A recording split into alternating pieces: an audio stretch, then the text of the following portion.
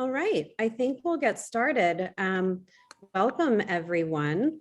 I can see some of you. Feel free to turn your video on if you feel comfortable. It's always nice to see faces out there and who we're talking to.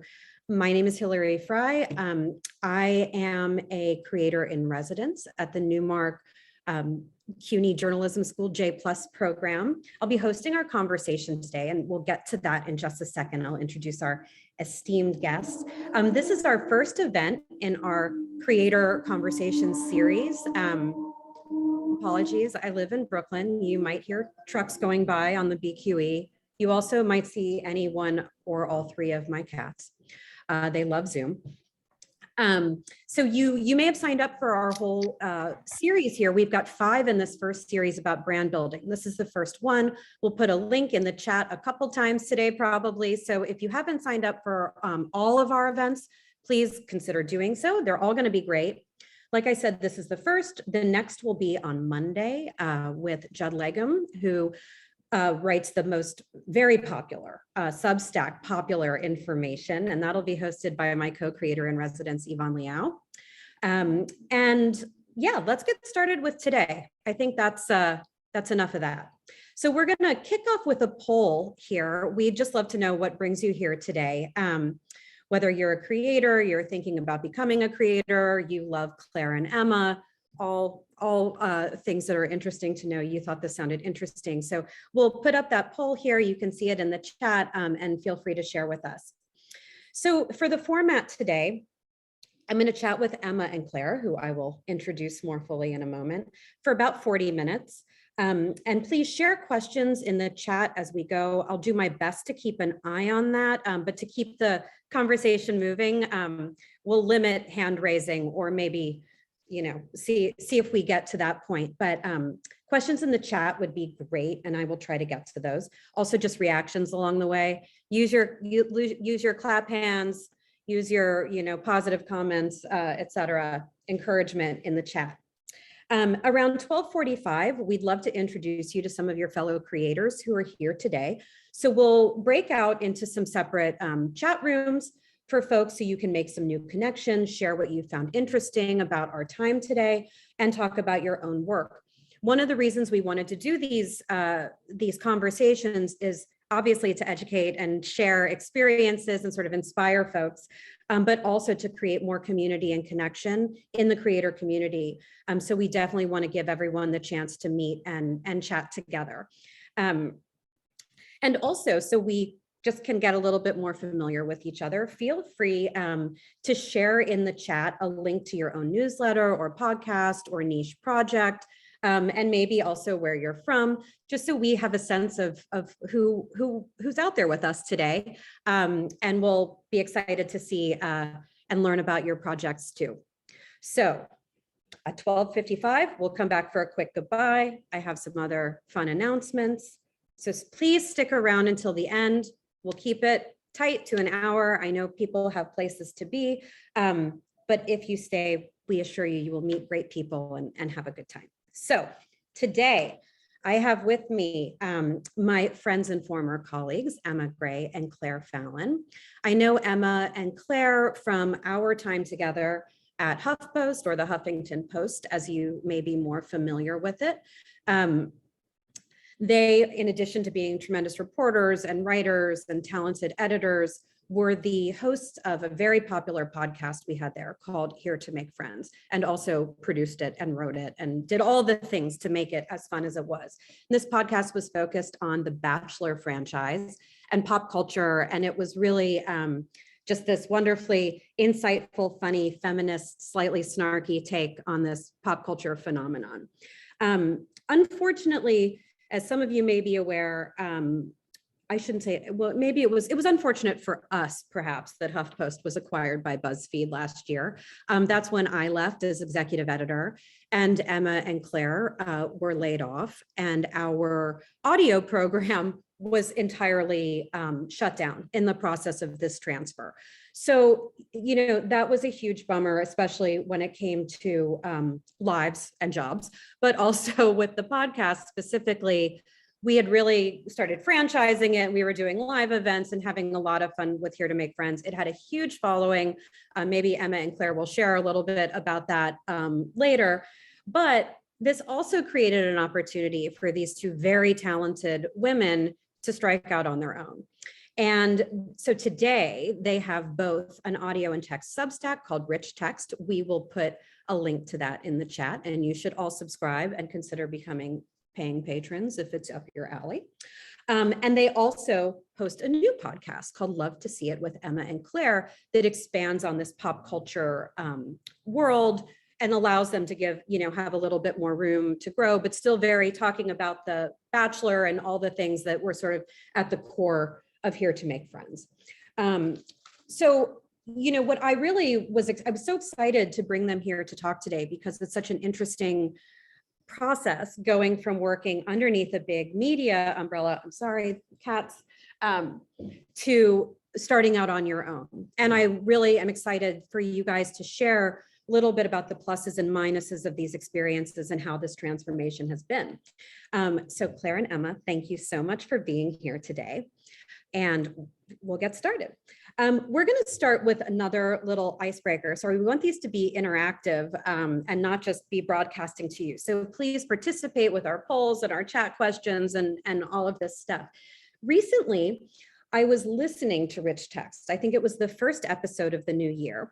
And you guys were talking a little bit about your professional hopes for 2022. It's a new year. Even if we don't want to do resolutions, I think it's a moment when we all think about what we want to accomplish that might be a little different from before. And Claire, you talked about writing more about books, which obviously is a, core to your identity as a reporter and writer. Emma, you talked a little bit about doing more of these multi-part series in your work, like you just did and are doing with Sex and the City, the new sort of franchise that's out right now, which has allowed you to spread out over multiple episodes and sort of recap and talk about these shows. So I just wanted to throw it out to the audience today. Feel free in the chat to share a little bit with us about what you want to accomplish this year and what is kind of on your mind. And I don't want to spend a ton of time dwelling on Here to Make Friends, but I think a little background would be helpful for folks who maybe don't know or weren't listening to the show. How many years were you guys working on this podcast? How many years and seasons did it come out? Because I feel like when I got there, it was happening and then it was happening all the time because the Bachelor franchise grew so much. So tell us a little bit about that.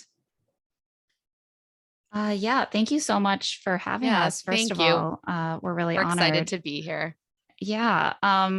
Here to Make Friends started, I always think in terms of seasons. Help me out here, Emma. It was Caitlin Bristow's season, 2015. So it was 6 years ago. Yeah, the spring of 2015.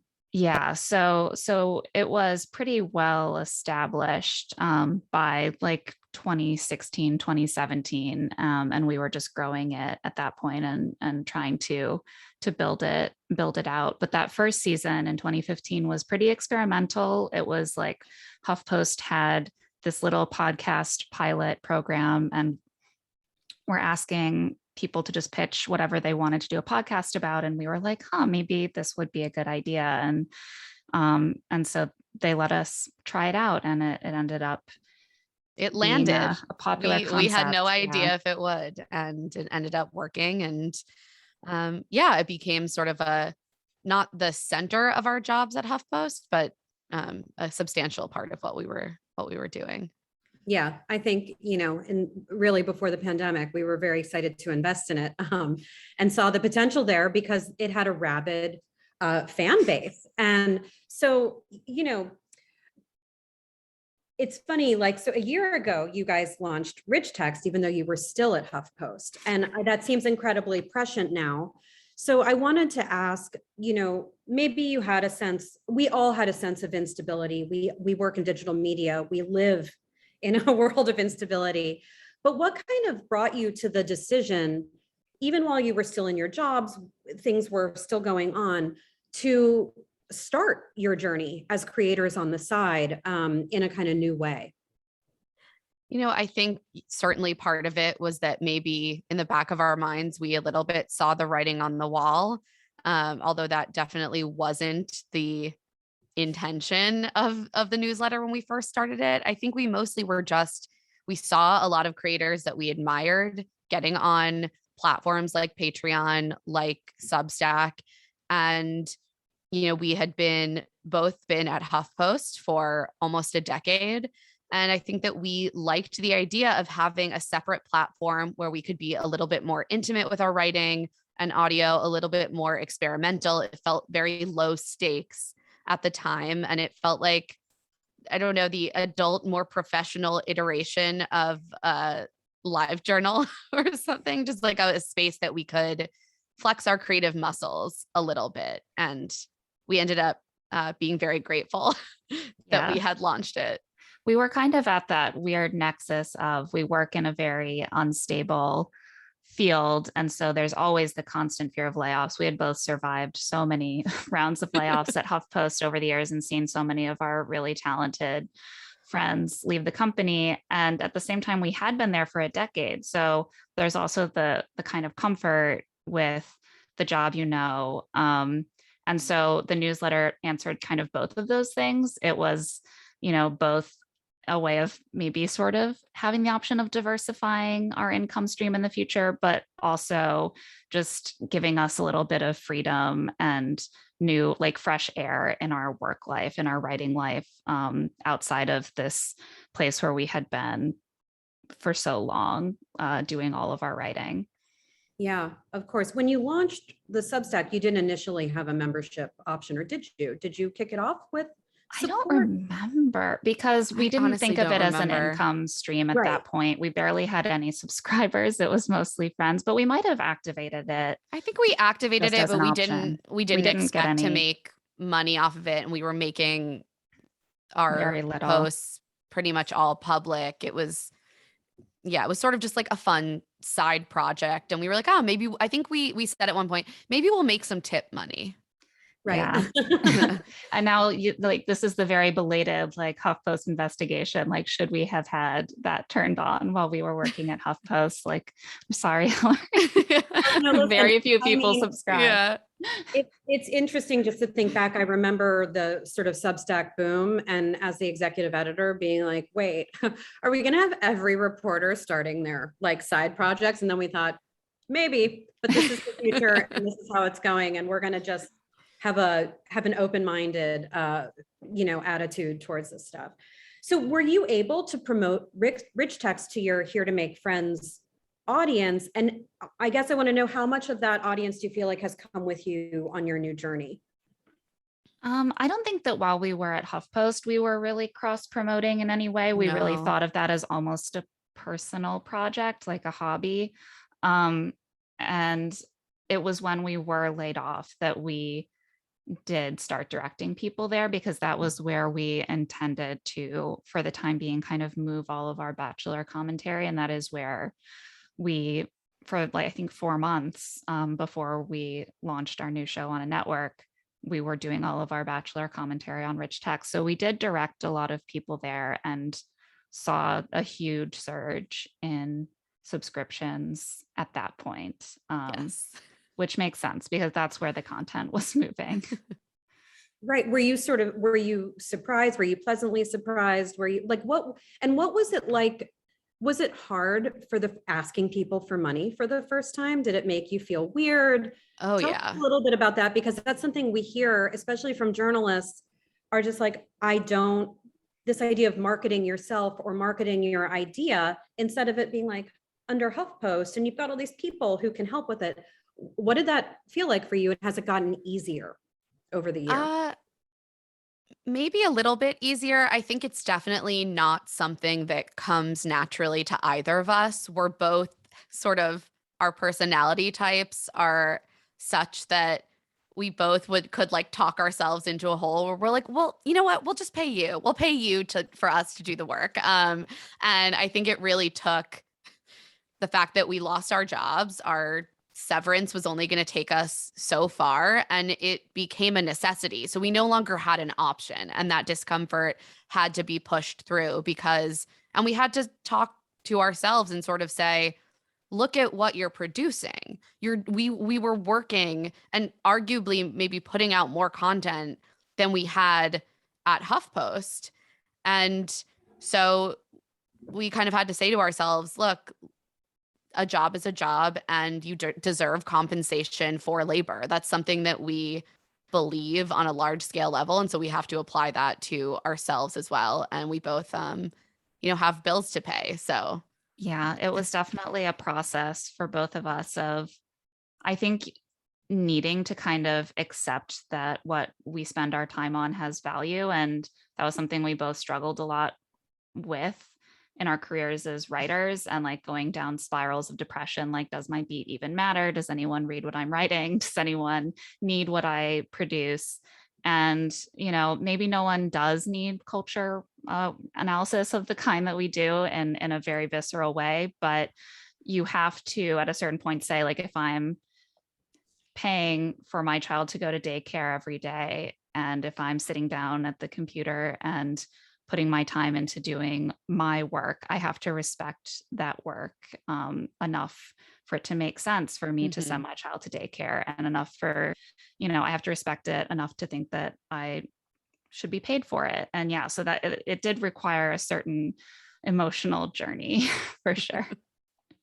But it is uncomfortable. It's more uncomfortable to ask your readers and listeners for money than your boss. Like, it just, it is. It's a different power dynamic, and everyone has their own circumstances. And so it's very uncomfortable to feel like you might be asking for money from people that they don't have to give. And so we do try to find ways to make the newsletter accessible to people. Make enough of the content public and free, and also always include a note that we are open to people asking us for free subscriptions. And yeah, we want to sort of find that line where we are asking for what we deserve, being compensated, and also not shutting people out of access to that content. Right. Did you, I guess I could have asked this question before, but I was wondering, I think we thought about, because I was a little bit involved in trying to help make this happen, you guys being able to just continue here to make friends, right? As opposed to investing in a new brand. And what inspired you guys to just move away from that and start fresh? I think that it was partially, partially financial. I mean, if we want to own the brand, we would have to, at a certain point, pay for the IP, which is owned at this point, I guess, by BuzzFeed. And the other part, I do think, is that we had been doing the show a certain way for a very long time, and that was all at HuffPost. And we looked at it almost as, this is our chance for a clean break. And maybe it's not our first choice to have a clean break, but if it's happening, then is this our moment to say, we're going to rejigger what the podcast looks like a little bit, both in terms of content. We switched out our refillable segments that we do every week, and we've expanded what we cover on Love to See It. And so we were like, that maybe that can be reflected in new branding, and branding that we kind of have control over, that we can contract with our own artists and musicians directly. And so there was something, there was a freedom sort of afforded to us in being forced to make that transition. And I think we ended up in a really good place where we were able to acquire the RSS feed for Here to Make Friends to publish the new show. So we did pay for that from BuzzFeed. We did not acquire the IP. Those are sold separately.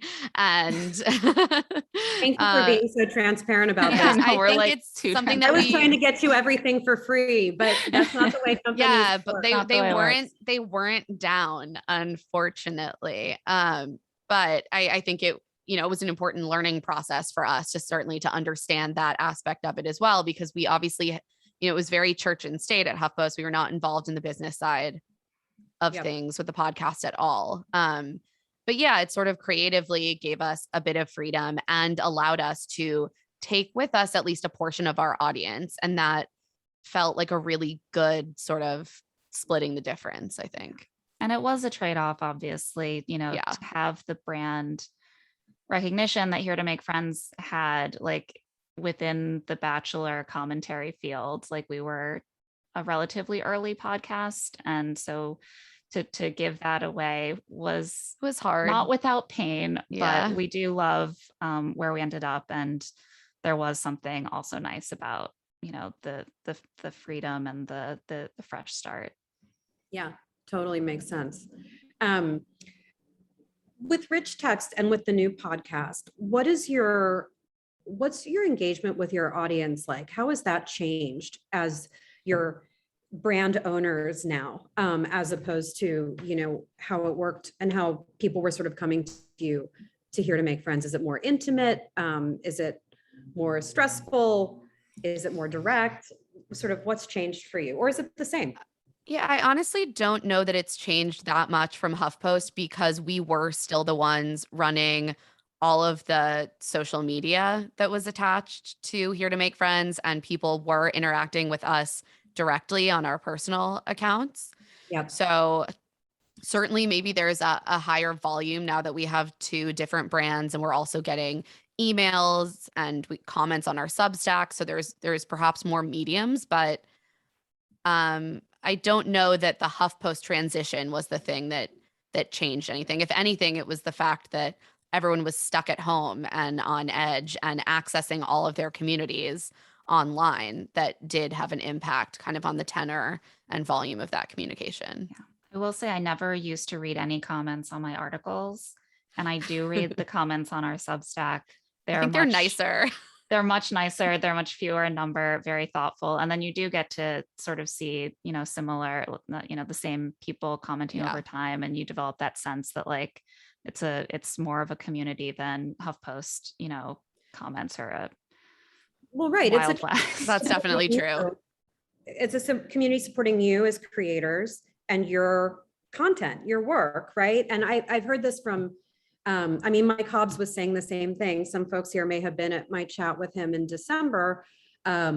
Just that on his Patreon, it's like a pretty nice world to talk to people. And in fact, he finds sources and all kinds of things like that there. I wanted to talk to you about your membership program and a little bit about how you thought about valuing your work. And what are some, there may be other ways you guys are bringing in revenue. I mean, a big question for creators is always, can I support myself doing this? So I have that question. Are you guys able, is this your primary source of income at this point? And kind of how you made decisions about putting a dollar value on what you're producing? Yeah, it is our primary, it is the way that we make our living at this point, and we've been incredibly lucky that that's been the case. So grateful. We are extremely grateful for that. I would say Substack is currently our primary source of income, as the other podcast is kind of getting its legs under it. We'll see how that goes. Advertising works a little differently. But yeah, in terms of like pricing, the Substack, that was like something that we initially did set up. I'm remembering now, we set it up before we really intended anyone to pay for it. You know, there was no tier that we restricted content. Before we got laid off, all of our content was public, and it was really sort of just like, if you feel like sending us $8 a month or something, I suppose you can. And once we were restricting content to subscribers, we had to have another conversation about whether we were charging the right amount. And we don't, you know, we're not business people, and we didn't know how to have that conversation, and we still don't. But I think that we ended up thinking about it in terms of like, what would we pay for you know, we both subscribe to newsletters. Like, what pricing do we see out there in the market for similar things? When we look at someone else's pricing, does it seem reasonable to us for what they're delivering? We tried to have that own conversation about our Substack, and we did end up dropping the price a little bit. Yeah, I think when we changed the price, it was when our Bachelor content was moving over to Love to See It, to our new brand. And so we felt like, okay, there is that ability to get that content now for free. You don't need to, you know, subscribe to our newsletter for it. And we want this to still be like a reasonable value add. And I think I feel good about Where is the pricing now? It's Can you just share $6. the Yeah, numbers? it's $6 a month, and 70 for the year. And then we did an experimental little Black Friday week thing where we dropped the year subscription to $50 for a week. So that just to make that Yeah. more accessible. I think honestly, we just wanted it to be a number that was easily divisible by 2 was probably our doesn't biggest make any thing. It doesn't even sense. make sense, but I Yeah, think that's clearly how we our are not. unscientific, non-business person minds worked. We were like, 8. Well, no, a more reasonable number is 6. Yeah, I hot don't tip. know. They can Yeah. divide anything by 2. These financial wizards, it doesn't matter. But I do think we ended up feeling good about that number because of the amount of work that we put into the newsletter and how much we put out on it and how much we want to do with it. And it ended up being ultimately kind of a gut check for us. But then you also do get, feedback in the form of like, are more people finding themselves able to subscribe at that price? And was your previous price too much for people to be able to afford? And so you can try to, find that sweet spot as well of not deterring people with the price. Yeah. Not if people don't find it worth it to subscribe, then you're turning away people who might really value your content. So that's part of the equation as well. Are there other ways that the newsletter is making money? I'd also love to hear a little bit more about the podcast and the interplay between the two. I know that's a revenue share, so maybe you could talk about that too, but I'm just curious beyond membership, what your other sort of around your brands where the revenue is coming in. Yeah. Point. Rich text, we haven't monetized at all outside of the subscription model. I think we decided early on we didn't want to do any advertising partnerships or anything on the newsletter. Maybe there would be a way to monetize that in the future if we explored live events or something like that, which is something that we are starting to look into again for Love to See It. Great. And Love to See It, as you said, it is a revenue share. We have a partner in Stitcher and we have a revenue split with them, and they support us on production, and we, are getting a minimum guarantee from them, recouping their costs, and then anything on top of that, we have a certain percentage split with them. And it's definitely been a learning experience to figure out that partnership, but it's been really nice for us to feel like, at least in part of our work life, we are supported by a larger structure than just us. It's really nice not to have to deal with selling ads, because that is not something either of us are interested in doing. And also just having the production expertise of a really established podcast company has been wonderful. Yeah, we're both completely new to self-employment in any meaningful sense. We'd both been at HuffPost for a decade and really liked having salaried jobs that were stable. And healthcare, that was nice. Yeah, we did actually talk to Mike Hobbs when we got laid off. We all got laid off about his podcast and what they were doing with Patreon. And he really loved the independence of it. And that was appealing to us, and still is, but we ultimately knew that we needed to transition in a way that still accounted for how new we were to being our own bosses and creating our own workspace. And so, yeah, it has been nice to have a little bit of both.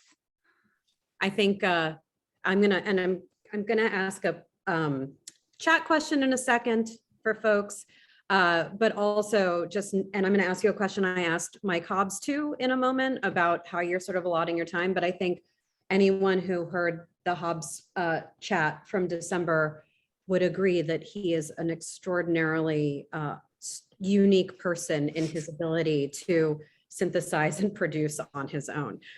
So would it be that we can be inspired by that? But his is a unique case. We may, we'll revisit Mike, I'm sure at some point in this chat series. So let me just ask a chat question for a second, if you feel free, if you feel like sharing, just an observation or an insight in the chat about what's resonating for you so far, if there's something that sort of inspired you or made you think about something differently, please feel free to share. And so back to Emma and Claire, just a couple more minutes with you guys. What does a work week look like for each of you? You've got Rich Text, you've got the podcast, you have lives. Emma, you're doing some freelance. I know you just wrote about Yellow Jackets for NBC, or was it MSNBC? MSNBC. For MSNBC. And I know, Claire, you have lots of other things going on too. So how do you structure your time? What's going into your research? I mean, you also have to watch a ton of television to do this. This was one of the things when we would do the Here to Make Friends live shows. And just to break this down, we would take an episode, Emma and Claire would take an episode of The Bachelor, and with all of their knowledge of the universe of seasons and seasons of this show, be able to just like break down exactly what's going on in this like very quick, witty, hilarious way. I don't even watch The Bachelor, and I loved the podcast and I loved doing these events. But what was underneath it was like a depth of knowledge and research of the universe around something you're talking about. So what's it like? Emma, you want to go first? What's your week like? It definitely changes to an extent every week, depending on what we're doing. But I think we have found a decent flow where we record our episode of Love to See It, on Mondays usually. And then we record our subscriber episode of Rich Text that will be released the following Monday on Wednesday, Thursday, or Friday, depending on what our schedule is. And I think those two recordings really anchor us. And then everything else is sort of allotted around that. Like my contract with MSNBC is very loose. And so I sort of just jump on things when I have an idea or when they need me to. And so that is just sort of put in there when I have time. And otherwise, yeah, we again just use those two things as an anchor and like fit in all of our other tapings and assignments. Yeah. And Every how couple many of hours weeks. of prep goes into an episode? Just like Claire, can you I was going to quantify say, it? yeah. So Emma and I have slightly different workflows because Emma does a ton of the social and booking work around the podcast and making art for it, and just a lot of the immense amount of work that goes into putting the show together and promoting it. And my main thing is that I make the note doc to run for the run of the episode. And so I usually take around 4 to 5 hours before we tape and watch the show like twice and take notes as I go. And so that's kind of like the basic prep time. Emma is also watching the show and taking her notes, but we usually need about like 4 or 5 hours before we tape with the episode to make a note doc of hopefully under 10 pages, but often more, and, pull out moments, put together our segments and the intro and outro.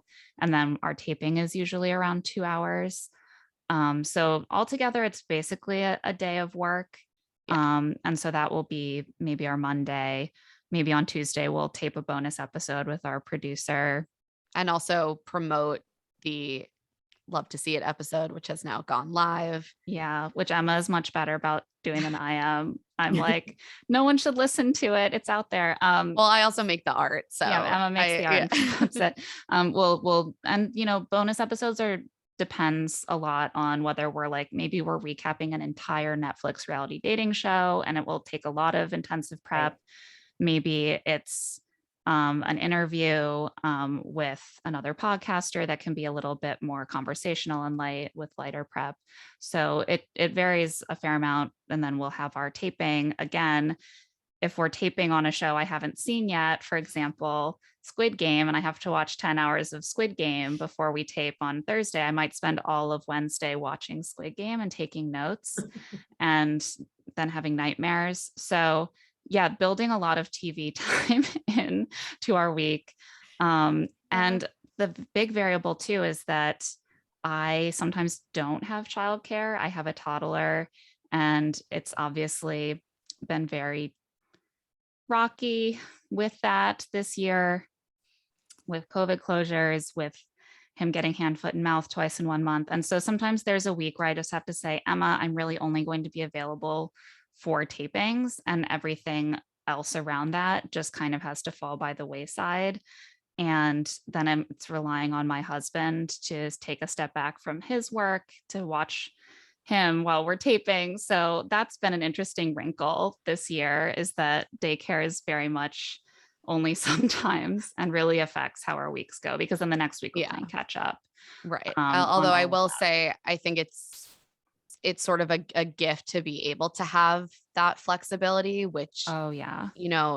working for ourselves, we do have, and the fact that we can account for the different times that we might not be able to be present. And it's, I think it's been a very like fruitful partnership, and we've both really been able to step up for each other. Like I can fill in if Claire doesn't have childcare, she can kind of take the lead. Like I got COVID during the early Omicron wave.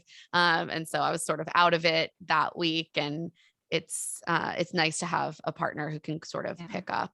And the dream, if we're both well, and sometimes this comes together, is episode Monday, episode Tuesday, taping maybe Wednesday or Thursday. And then you maybe have part of the second half of the week to play with in terms of researching and writing an essay for an outlet or for the newsletter, which we don't write enough. And part of that is because writing those essays is the thing that goes when, shit hits the fan, which it often does. Which is very often. But ideally, Thursday and Friday is when we have the space to do that reading and research, watching TV, and prepping for future projects.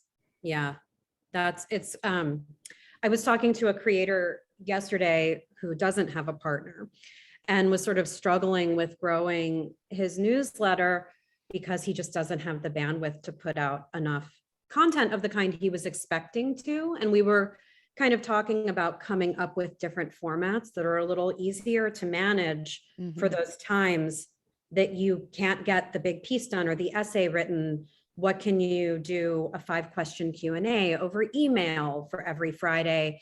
And some of these ways to be flexible with yourself, right? Like one of the things I think I'm learning so much about from the perspective of creators is everybody sets such high expectations for their output and the quality. And I'm seeing this in the chat, this concern, am I the right person to tell this story? Is it good enough? You're out there on your own. It's scary. And I can see it's amazing that in this partnership, which has such a long history, has a sort of different flow and rhythm to consider, because you guys have each other, and there's obviously a tremendous amount of trust between the two of you to have each other's backs in lots of ways. So I'll just want to wrap up with asking, what should we expect next in Rich Text and love to see it. Are you gonna you really have to watch Squid Game this week, Claire? That already happened, and it was that already happened. Hell. She's already been traumatized. Last week I had to binge watch Yellow Jackets because that's what we're taping this week, and that was worse somehow. So I'm not doing great. I keep thinking there are men breaking into our apartment, but also it's good for me and making me a better consumer of art. I told her it's exposure therapy. Yeah. So we are prepping for that right now. And we do have more coming on And Just Like That, and on we did an episode on the first season of Sex and the City. And I know we want to keep exploring the different seasons of the show throughout its run. We're obviously recapping the current season of The Bachelor, and we've been able to do some really fun episodes that are not just straight recaps recently. We got to do a collaboration with other podcasters who host a podcast called Game of Roses, and that was really, really fun. And we are starting to, hopefully in like the latter half of 2022, going to be able to start doing potentially some live events and dip our toes back into that space, because that's something we really, really loved doing when we did do that little mini tour, Hillary, in 2019. And I know that we had all been like, we'll do it again in 2020. And then, you know, Yeah. so That's when 2022. negotiate a good rev share on your ticket prices. That's all I can say. Cover your costs. Live events are so fun. And I feel like we hear so much about how they make so much money. That's at a corporate level, just in case this is something anybody out there is contemplating. I think they were amazing for the Here to Make Friends brand, and they were just like totally inspiring and great to do. But sometimes the revenue was modest. Yes. Thank you guys both so much for being here today. Everyone else, please stay, but I'm going to let Emma and Claire go with our thanks. And if you saw in the chat, you can find them both on Twitter. You can DM them apparently, and they'll talk to you, which would be great. And, you know, check out Rich Text, check out their podcast, and I hope we see you guys again soon. This was so Thank much you fun. so much. This was Thank so you so fun. much. Okay, take care, guys. Bye. Bye. So I'm going to ask Charlotte and Jeremy, who are here, to send us out into some breakout rooms just to meet, chat, grab a coffee, or maybe hopefully you have one sitting next to you or a glass of water. And we'll just give you guys a chance to talk about your own work and the session today. And then we'll reconvene in, I don't know, 8 to 10 minutes or so. We'll bring you back.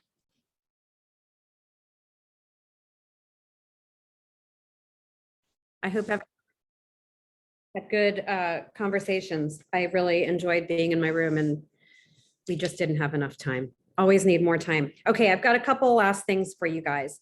First of all, thank you again for coming today. I hope it was inspiring, illuminating, supportive, all of those things. If you feel inclined and you haven't already shared in the chat something that sort of struck you or inspired you, please feel free to do so before you take off. Reminder that next Monday is our next in the series with Judd Legum. That's Monday in the afternoon. We will put a link again in the chat to our Luma page where you can register for all of our events. Also, applications for our 100-day entrepreneurial journalism creators program are open. If you haven't already done the program, please consider doing so. It's great if you're thinking about starting your own thing, you're doing your own thing. If you're an established creator, you need a little kickstart, please consider applying. We'll put a link in the chat to apply there too. And the deadline is February 4th, and the program begins March 24th. It's a great program. You'll work with me, and would love to see you there. Last thing, we will put one last link in the chat to a Slido poll where you can anonymously share some feedback today on today's event. So that doesn't need to be a takeaway. That could be, it's too long, it wasn't long enough, I loved it, this worked, it didn't work. We're learning as we go. We want to be adaptive as we go. So let us know what you think, and it would be really helpful for us as we go forward. And I think that's it for me. Thank you all so much for being here. Unless Jeremy or anyone else has anything else to throw in, I think we're all good, and hope to see everybody at the next one.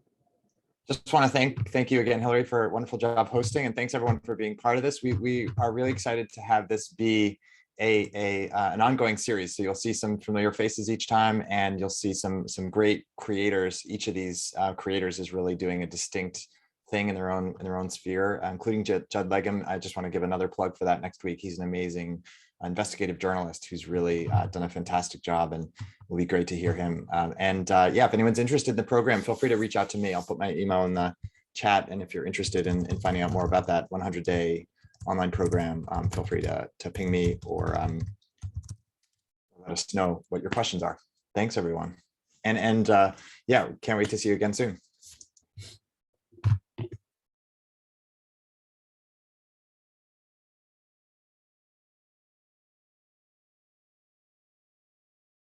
And somebody asked about the watching the session. If you're referring to the recording, we will share the recording with those who attended.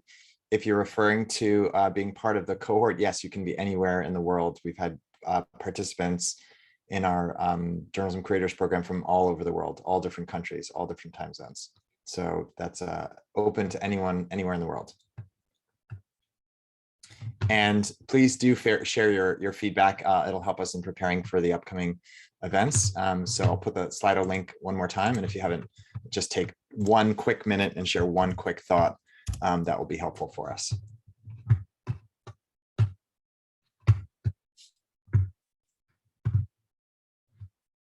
Thanks, everyone. Enjoy the rest of your day. Thank you so much.